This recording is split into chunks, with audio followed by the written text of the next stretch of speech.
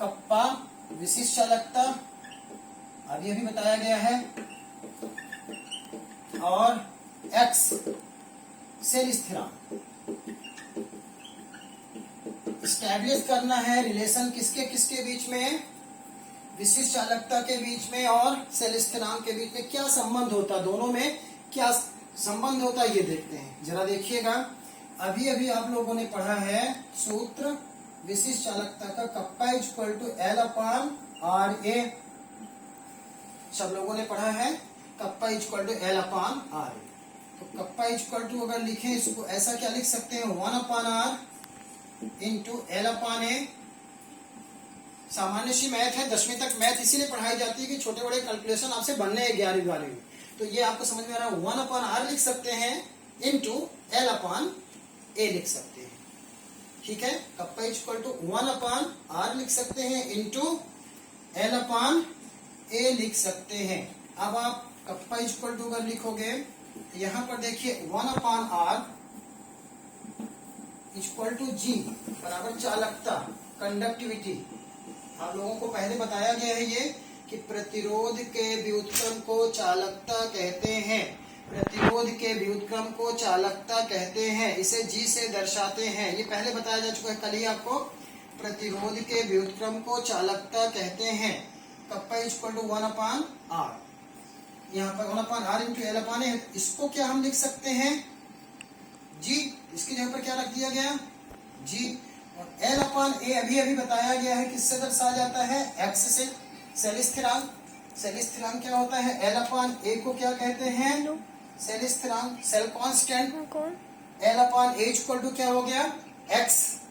तो इस तरह से 1 अपान आर को क्या हमने लिख लिया, जी, और एल अपान ए को क्या लिख सकते हैं, एक्स। तो कप्पा इक्वल टू क्या हो गया यहाँ पर, जी इंटू एक्स, या एक्स इक्वल टू अगर करें तो पक्षांतर हो जाएगा, तो क्या हो जाएगा, कप्पा अपान जी। मतलब एक्स को क्या लिखेंगे, सेल स्थिरांक बराबर कप्पा को क्या लिखेंगे, विशिष्ट चालकता, स्पेसिफिक कंडक्टिविटी, और जी को क्या लिखेंगे, चालकता, अथवा उसको प्रेक्षित चालकता भी कह सकते हैं।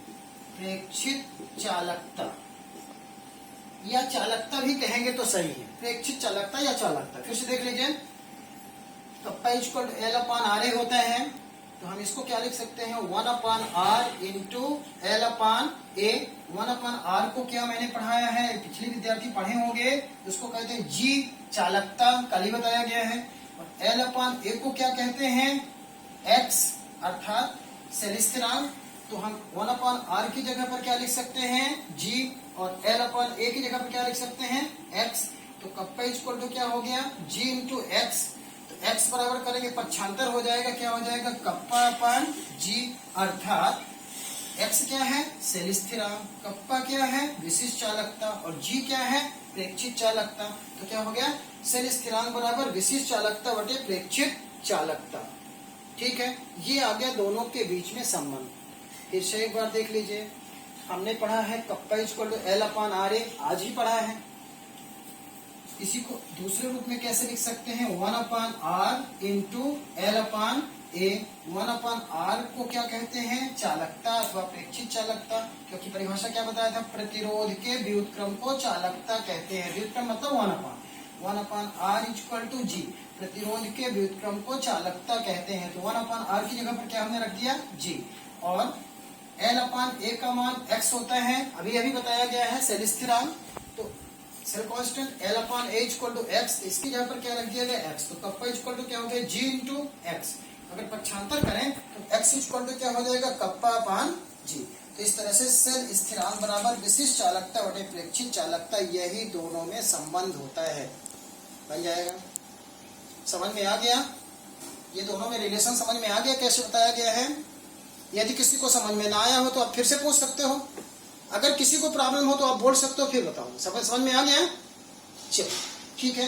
हाँ, तो ये आपसे ये रिलेशन स्टैब्लिश, यदि परीक्षा में ऐसे क्वेश्चन बन सकता है। एक चीज ध्यान रखिएगा, परीक्षा में क्वेश्चन जो बनते हैं थोड़ा बहुत घुमा दिया करते हैं। मान लीजिए ऐसे आ गया परीक्षा में, विशिष्ट चालकता और सेल स्थिरांक को परिभाषित करते हुए दोनों में संबंध स्थापित कीजिए। तो आपको विशिष्ट चालकता की भी परिभाषा लिखना पड़ेगा, सेल स्थिरांक की भी परिभाषा लिखना पड़ेगा, और परिभाषा लिखने के बाद फिर ये रिलेशन से संबंध स्थापित करने पड़ेंगे। जरूरी नहीं कि जैसा मैंने क्वेश्चन बता दिया उसी तरह थोड़ा बहुत घुमा सकता है, हो सकता है परीक्षण थोड़ा बड़ा कर दे क्वेश्चन को। कैसे कर दे? विशिष्ट चालकता और सेल स्थिरांक को परिभाषित करते हुए दोनों में संबंध स्थापित कीजिए। तो फिर आपको विशिष्ट चालकता की परिभाषा लिखना पड़ेगा। किसी विलयन की इकाई एटम की चालकता को विशिष्ट चालकता कहते हैं। सेल स्थिरांक की परिभाषा लिखना पड़ेगा। किसी चालकता सेल के दोनों इलेक्ट्रोडों के बीच की दूरी और एक इलेक्ट्रोड के तल के क्षेत्रफल के अनुपात को सेल स्थिरांक कहते हैं। जब परिभाषा आ जाएगी तो इसके बाद फिर हम जानते हैं कप्पा इक्वल टू L/RA, और इसके बाद यहाँ बगल में, चूंकि यहाँ पे मैंने नहीं लिखा, यहाँ बगल में आपको लिखना पड़ेगा जहाँ L बराबर हर चीजों को, देखिए पूरे फिजिक्स केमिस्ट्री में ध्यान रखिएगा, जो भी आप राशियां लिखे उसका मतलब रखें। जैसे यहाँ पे कप्पा इक्वल टू क्या है, L क्या है, R क्या है, A क्या है, सबको दर्शा दीजिए दाहिने हाथ में।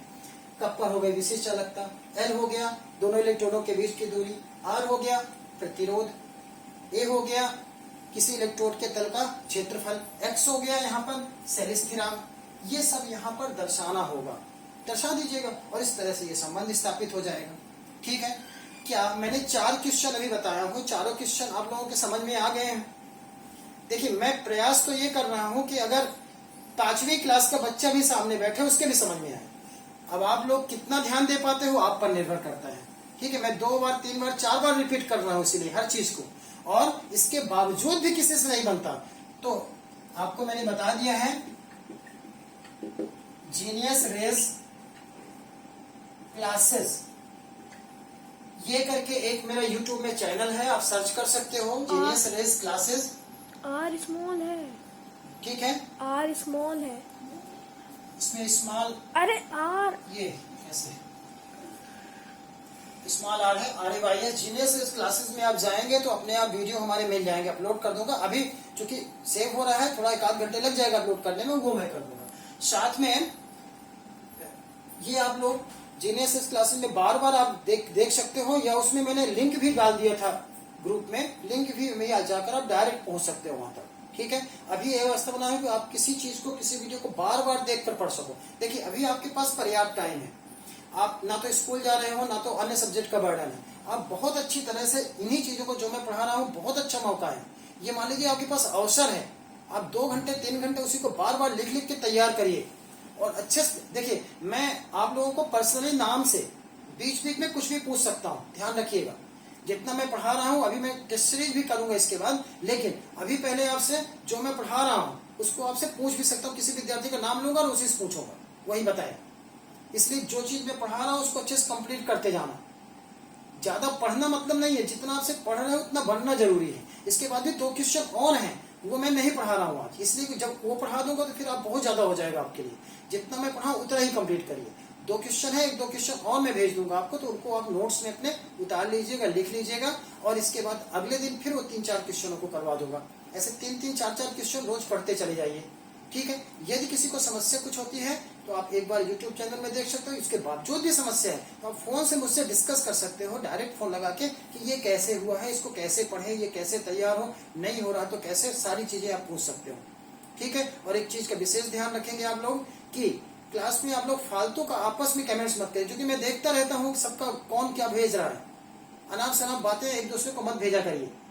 आप अपने से अलग से व्हाट्सएप में जुड़े हो जो अपने आप भेजते रहिए, बात करते हैं। लेकिन मेरे पास यहाँ पर अगर आपके कमेंट्स आए फालतू में तो मैं आपको हटा दूंगा। एक दिमाग से बात निकाल दीजिए कि मेरी गरज पड़ी हुई है कि आप पढ़ो, मेरी दुकान अच्छी होगी तो ग्राहक अपने आप आएंगे। मैं पूरी शिद्दत से पढ़ाता हूँ और ये उम्मीद करता हूँ कि आप भी पूरी शिद्दत के साथ पढ़ोगे। मैं आप लोगों को बहुत स्नेह करता हूँ, मेरे छोटे भाई बहन हैं आप सब, और उम्मीद करता हूँ कि आप गलतियां नहीं करोगे, मेरी बताई हुई बातों को ध्यान रखोगे। ठीक है, ठीक है।